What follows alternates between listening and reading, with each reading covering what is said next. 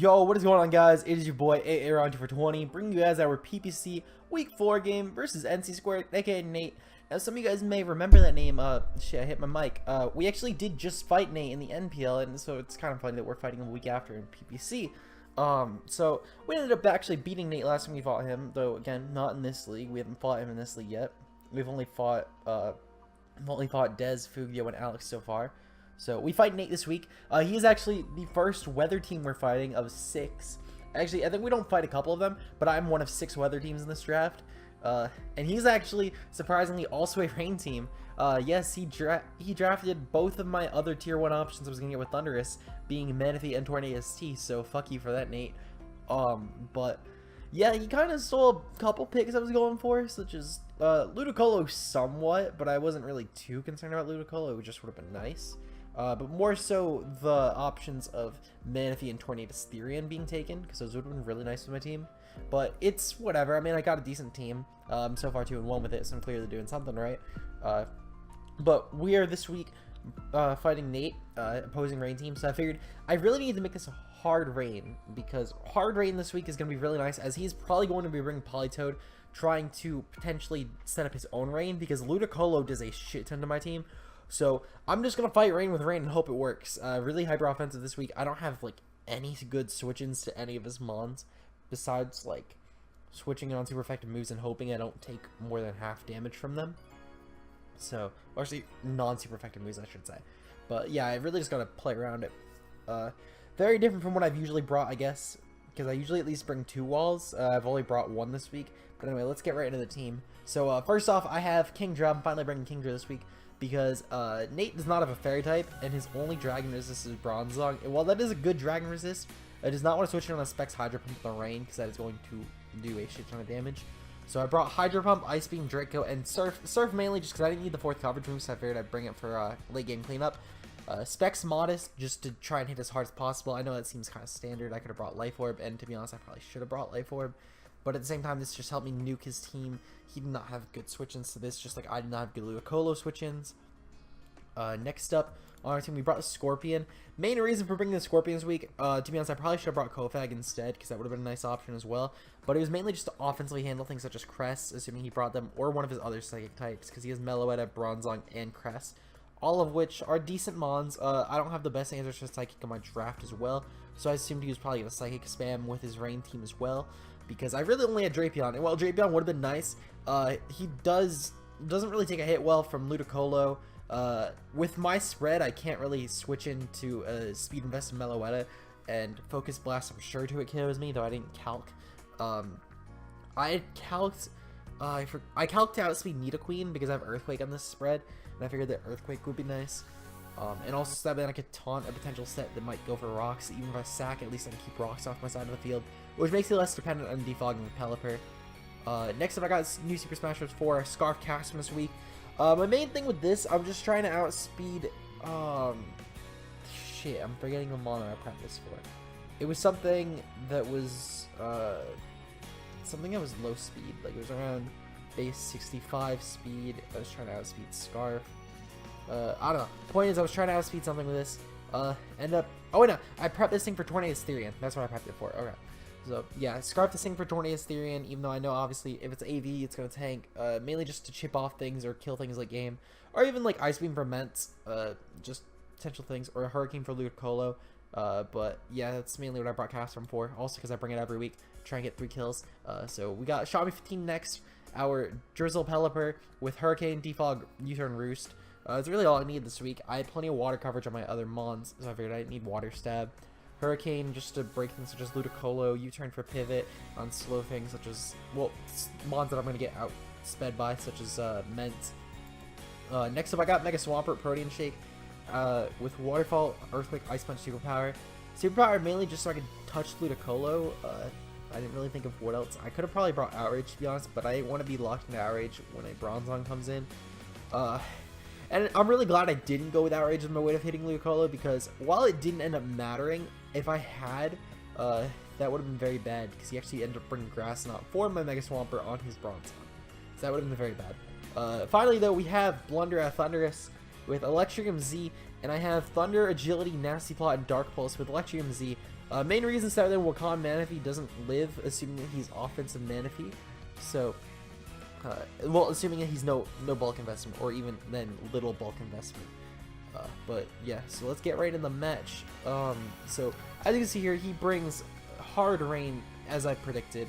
He brings Ludicolo, Drizzle Politoed, he brings Bronzong, Hitmonchan, Manaphy, and Salamence this week. So already I'm not liking what I brought. I think I definitely should have brought something for one to defensively handle his rain.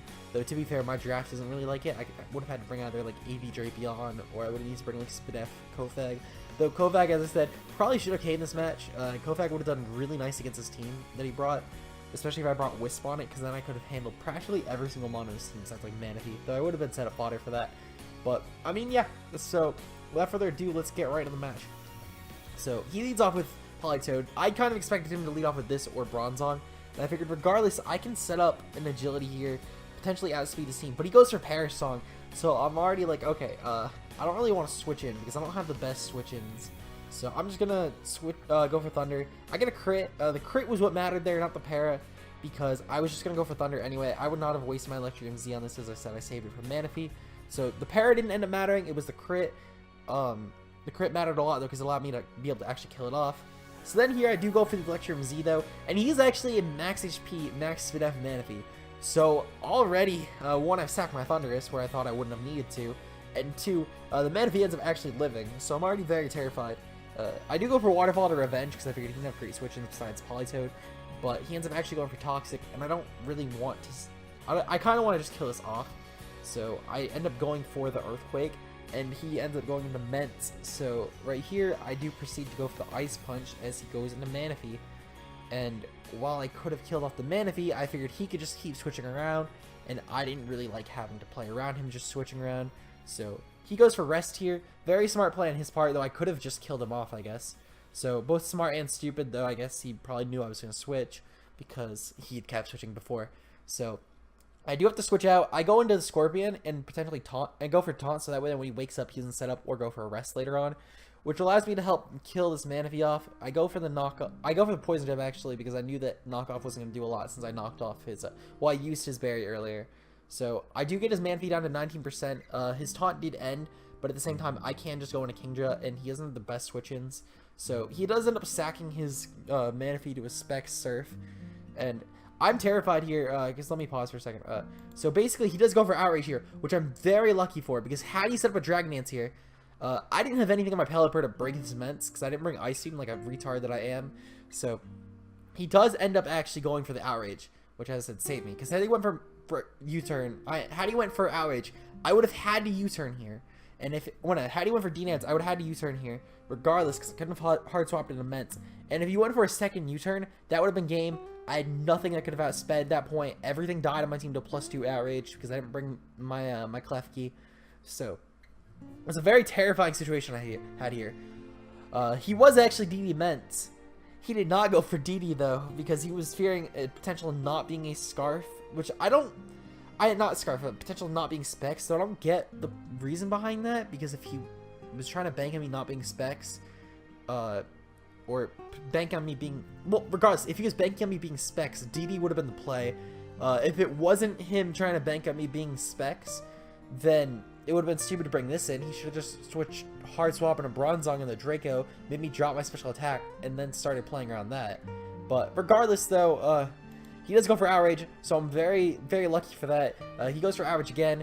Does not kill, actually, so I go for U-turn here, and I hard U-turn into Castform because I'm going to outspeed. And luckily, he is still locked into Outrage, so I can just kill this thing off with an Ice Beam. Castform getting his 3rd kill of the season. So Hera, I did win my bet with you. From here, I decided to just sack Pelipper. I didn't really need it too much. He had his own Politoed to set weather for me, so I could potentially sweep with that. And I'm outspeeding his team with Kingdra anyway. So I go for Ice Beam here. This was a huge turn for me because I was able to freeze off his Ludicolo, and apparently he was able to do a lot to me. I guess he probably had Leaf Storm or something. I don't know. But I do go and sack my cast from here. I figured that was definitely what I need to do and get a free switch in back into Kingdra and just sweep with Specs Hydro Pump. So he ends up actually getting up some Charge Beam boosts, and this really does terrify me because I'm locked into Weather Ball. I'm not switching in any of my mons on a Charge Beam or a potential Grass Knot as he went for there. Probably predicting my Mega Swampert switch. But I figured that there's no way I could actually switch in to this thing. So he's now +3 because I've let him set up stupidly. So from here, I am going into my Kingdra, going off for a Specs Hydro Pump, and I don't kill. But luckily, he doesn't kill with Psychic either, so we end up actually being able to clean the Kingdra here, hitting Hydro Pump 3 for 3, which really surprised me.